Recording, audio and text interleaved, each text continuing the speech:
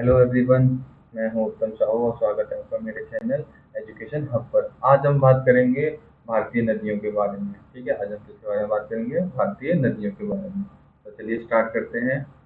तो हम बात करते हैं आज उत्तर भारत की प्रमुख नदियों के बारे में। किसके बारे में? उत्तर भारत की प्रमुख नदियों के बारे में। ठीक है, उत्तर भारत की प्रमुख नदियाँ कौन कौन सी हैं? पहली है सिंधु नदी। पहली कौन सी है? सिंधु नदी। ये है सिंधु नदी। दूसरी कौन सी है? गंगा नदी। तीसरी कौन सी है? यमुना नदी। और चौथी है ब्रह्मपुत्र नदी। ठीक है दोस्तों, कौन सी नदी है? सिंधु नदी, गंगा नदी, यमुना नदी और ब्रह्मपुत्र नदी। ये उत्तर भारत की प्रमुख बड़ी नदियां हैं। ठीक है, तो हम सबसे पहले अब बात करेंगे सिंधु नदी तंत्र की। किसके बारे में बात करेंगे? सिंधु नदी तंत्र की। ठीक है दोस्तों, सिंधु नदी। ठीक है, सिंधु नदी जो कि है चीन के एक तिब्बत है, जो चीन ने अपने कब्जे में कर लिया। तिब्बत, ये तिब्बत के मानसरोवर झील से निकलती है। कहाँ से निकलती है? तिब्बत के मानसरोवर झील। ये सिंधु नदी भारत के बाहर से इसका उद्गम होता है। कहाँ से होता है इसका उद्गम? मानसरोवर झील से। ठीक है, ये है मानसरोवर झील। ठीक है, ये आपको मैप में दिख रहा होगा, यहाँ से निकलती है ये मानसरोवर झील से।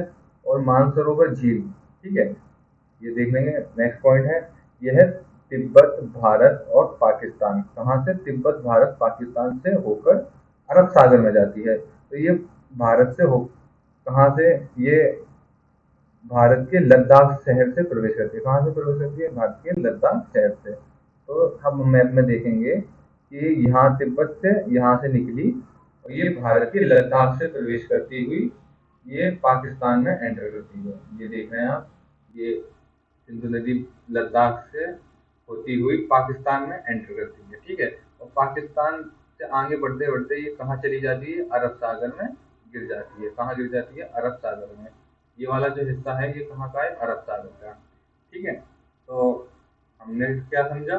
मानसरोवर झील से कहाँ से निकलती है? तिब्बत के मानसरोवर झील से। और ये किन किन देशों से होकर जाती है? तिब्बत से, भारत से और पाकिस्तान से। ये तीन देशों से होकर गुजरती है। ये पॉइंट नोट कर लेना है कि अगर पूछे किन किन देशों से सिंधु नदी होकर गुजरती है, तो तीन देशों से होकर गुजरती है, तिब्बत से, भारत से और पाकिस्तान से। ठीक है, अगला है सिंधु जल समझौता 1960। सिंधु जल समझौता हुआ था सन 1960 में। तो मैं आपको बता दूं, सिंधु जल समझौता था कि सिंधु नदी का जो है 20% जो पानी है वो भारत यूज करेगा और 80% जो वाटर है वो पाकिस्तान यूज करेगा। कितना? 80% वाटर जो कि पाकिस्तान यूज करेगा और 20% भारत यूज करेगा। ठीक है, सिंधु नदी, सिंधु नदी की जो सहायक नदियां हैं, इसकी सहायक नदियों के बारे में बात करेंगे। इसकी सहायक नदियां कौन कौन सी हैं? एक है झेलम, चिनाब, रावी और यहाँ रह गया सतलज और व्यास। कौन कौन सी है? 5 नदियां हैं, झेलम, चिनाब, रावी, सतलज और व्यास। ये सिंधु नदी की 5 मुख्य सहायक नदियां हैं। ठीक है, इनमें से सबसे बड़ी जो है वो है चिनाब। जो सिंधु नदी की सबसे बड़ी सहायक नदी है वो कौन सी है? चिनाब। ठीक है, आपको दिख रहा होगा, इसकी सबसे बड़ी जो सहायक नदी है वो है चिनाब। नोट कर लेना एक जगह कि जो पंजाब है, पंजाब, पंजाब में ये झेलम, चिनाब, रावी, सतलज, व्यास, ये नदियां पंजाब राज्य से होकर गुजरती हैं। इसलिए पंजाब को इस नदियों का राजा कहा जाता है, या इसे पंच नद भी पंजाब में कहा जाता है। इन नदियों को क्या कहा जाता है पंजाब में? इन पंच नद नदियों के नाम से पंजाब को जाना जाता है। ठीक है, इंदिरा गांधी नहर, एक पॉइंट है इंदिरा गांधी नहर, जो कि सतलज नदी से है। ठीक है, ये कौन सी नदी से है नहर? इंदिरा गांधी नहर है, जो कि सतलज नदी से निकलती है। ये कहाँ से निकलती है? हरीके बैराज। ये पंजाब के हरीके बैराज से निकलती है इंदिरा गांधी नहर, जो कि सतलज नदी से निकलती है। ठीक है, ये पॉइंट आप याद कर लेना। ठीक है, जो कि अगला पॉइंट देखो, ये पंजाब के फिरोजपुर जो हरीके बैराज है एक जगह, वहां से निकलती है और राजस्थान होती हुई गुजरात चली जाती है। कहाँ चली जाती है? राजस्थान होती हुई गुजरात चली जाती है।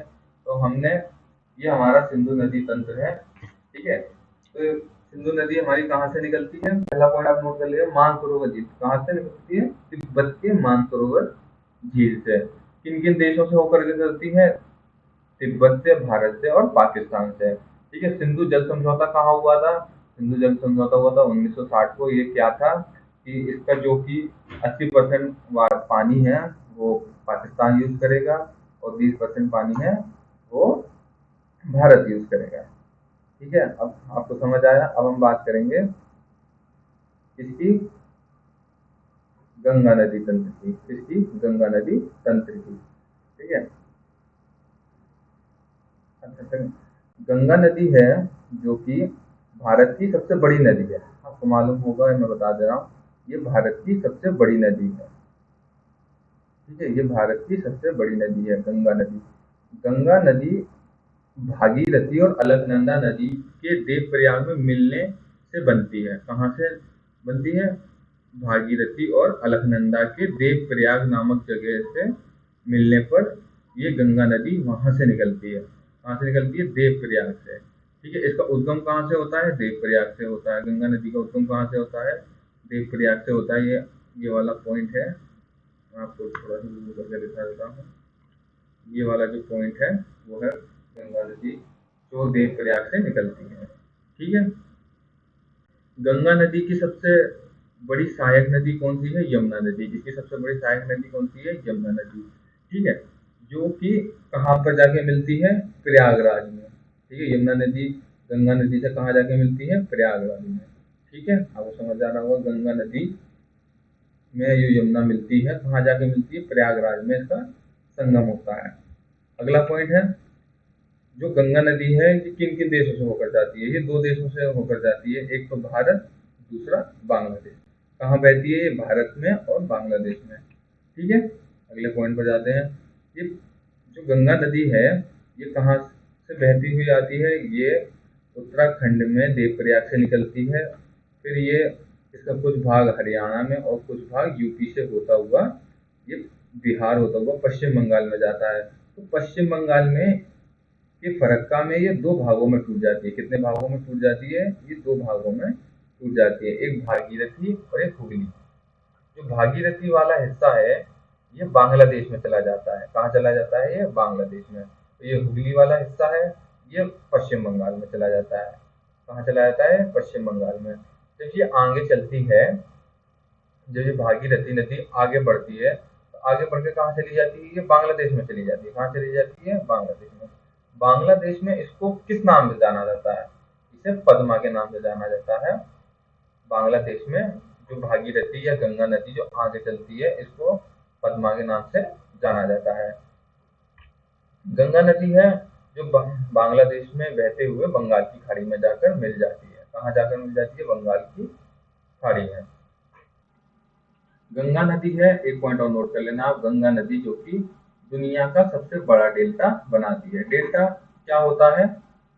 डेल्टा एक वो वह है जो कि क्या बनाती है? डेल्टा बनाती है। डेल्टा उसे कहते हैं जो एक नदी कई मुख्य धाराओं, छोटी छोटी मुख्य धाराओं का निर्माण कर दे, उसे क्या कहते हैं? डेल्टा। इस डेल्टा का क्या नाम है? सुंदरबन डेल्टा। क्या बोलते हैं इसे? सुंदरबन डेल्टा। इस नदी की लंबाई कितनी है? इसकी लंबाई है कुल 2510 किलोमीटर। कितनी है? 2510 किलोमीटर। ठीक है। ये हमारा हो गया गंगा नदी तंत्र। अब बात करेंगे हम यमुना नदी तंत्र की। किसकी बात करेंगे हम? यमुना नदी की। ठीक है। यमुना नदी भी उत्तराखंड से निकलती है। उत्तराखंड में कहाँ से निकलती है? ये बंदरपूंछ से। कहाँ से निकलती है? ये बंदरपूंछ की जो पहाड़ी की चोटियां हैं वहां से निकलती है। मैंने बताया था आपको कि ये नदी, यमुना नदी कहाँ से होकर जाती है? हरियाणा दिल्ली का ये बॉर्डर बनाती है। कहाँ से निकलती हुई आती है? हरियाणा होती हुई ये हरियाणा और दिल्ली का बॉर्डर भी बनाती है। ठीक है। क्या करती है? बॉर्डर बनाती है। गंगा नदी है ये यमुना, गंगा नदी की जो है इसकी सहायक नदी कौन सी है? यमुना नदी। यमुना नदी कहाँ जाकर गंगा नदी से मिलती है? प्रयागराज में। कहाँ दोस्तों? कहाँ जाकर मिलती है? प्रयागराज में। ठीक है। इसका संगम होता है, कहाँ होता है? प्रयागराज में गंगा नदी से। तो ये किसकी सहायक नदी बन जाती है? ये बन जाती है गंगा नदी की सहायक नदी। यमुना की जो कि सबसे बड़ी सहायक नदी है वो है चंबल नदी। कौन सी है? चंबल। और बाकी हैं केन, बेतवा, ये दो बाकी इसकी सहायक नदी हैं, लेकिन सबसे बड़ी है वो है चंबल। ये है उत्तर प्रदेश के इटावा जिले से इसको मिलती है। किससे मिलती है? उत्तर प्रदेश के इटावा जिले में यमुना नदी से मिलती है। कौन सी नदी मिलती है? चंबल नदी। यमुना नदी का एक प्राचीन नाम भी है, इसे कालिंदी भी कहते थे। प्राचीन में इसका नाम था कालिंदी। क्या कहते थे इसे? कालिंदी नदी भी कहते थे। यमुना नदी की कुल लंबाई कितनी है? 1376 किलोमीटर। कितनी है? 1376 किलोमीटर। ठीक है, कितनी है? 1376 किलोमीटर। अब बात करेंगे हम इसकी ब्रह्मपुत्र नदी की। इसकी बात करेंगे हम ब्रह्मपुत्र नदी की। ठीक है, ब्रह्मपुत्र नदी है, यह भी, इसका उद्गम कहाँ से होता है? इसका उद्गम भी तिब्बत के मानसरोवर झील से होता है। कहाँ से होता है? तिब्बत के मानसरोवर झील से। ठीक है, तिब्बत के मानसरोवर झील से इसका उद्गम होता है। तो अभी हमारा आगे बढ़ेंगे। यह तिब्बत के मानसरोवर झील से होती निकलती है। ठीक है, तिब्बत में इसे एक नाम से जानते हैं, इसे सांगपो नदी के नाम से जाना जाता है। किस नाम से जाना जाता है? सांगपो नदी के नाम से। यह भारत में अरुणाचल प्रदेश में से प्रवेश करती है। कहाँ से प्रवेश करती है? भारत के अरुणाचल प्रदेश से प्रवेश करती है। अरुणाचल प्रदेश में इसका नाम क्या है? दिहांग। यहाँ लिखा है, आप देख लीजिए, इसका नाम क्या है? दिहांग। ठीक है, ये अरुणाचल प्रदेश से आगे चलती हुई कहाँ निकल जाती है? भारत के असम राज्य में पहुंच जाती है। असम में इसे ब्रह्मपुत्र नदी के नाम से जाना जाता है। किस नाम से जाना जाता है? ब्रह्मपुत्र नदी के नाम से जाना जाता है। जहाँ ये असम घाटी में प्रवेश करती है। कहाँ प्रवेश करती है? असम घाटी में प्रवेश करती है। असम घाटी से आगे बढ़ती बढ़ती ये कहाँ चली जाती है? ये चली जाती है बांग्लादेश में। कहाँ चली जाती है?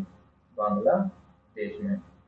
बांग्लादेश में जब ये पहुंचती है तो इस ब्रह्मपुत्र नदी का नाम है, वहाँ के लोग इसे जमुना नदी कहते हैं। किस क्या बोलते हैं इसे? यमुना नदी के नाम से जानते हैं। ठीक है, आप इसे ध्यान रखिएगा। बांग्लादेश में ब्रह्मपुत्र नदी को किस नाम से जाना जाता है? इसे यमुना नदी के नाम से जाना जाता है। ठीक है, अब बात करेंगे आगे अगले पॉइंट की। इसकी जो सबसे सहायक नदी है, लोहित, तिस्ता, मानस नदी। ठीक है, कौन सी है? लोहित, तिस्ता और मानस नदी। यह ब्रह्मपुत्र नदी है जो आगे चलकर कहाँ जाती है? कहाँ मिल जाती है? ये बंगाल की खाड़ी में जाकर गिर जाती है, जहाँ पर इसकी समाप्ति हो जाती है। ब्रह्मपुत्र नदी कहाँ जाकर गिरती है? बंगाल की खाड़ी में। इसकी कुल लंबाई कितनी है? 2900 किलोमीटर। कितनी लंबाई है? 2900 किलोमीटर। ठीक है, यह भारत की सबसे चौड़ी नदी है। ऐसी नदी है, ये भारत की सबसे चौड़ी नदी है। भारत में इसकी कुल लंबाई कितनी है? 916 किलोमीटर। यह इसकी कुल लंबाई है 2900 किलोमीटर, और भारत में इसकी कुल लंबाई है 916 किलोमीटर। ठीक है, आप इस पॉइंट को ध्यान रखिएगा। भारत में इसकी कितनी लंबाई है? 916 किलोमीटर। ठीक है,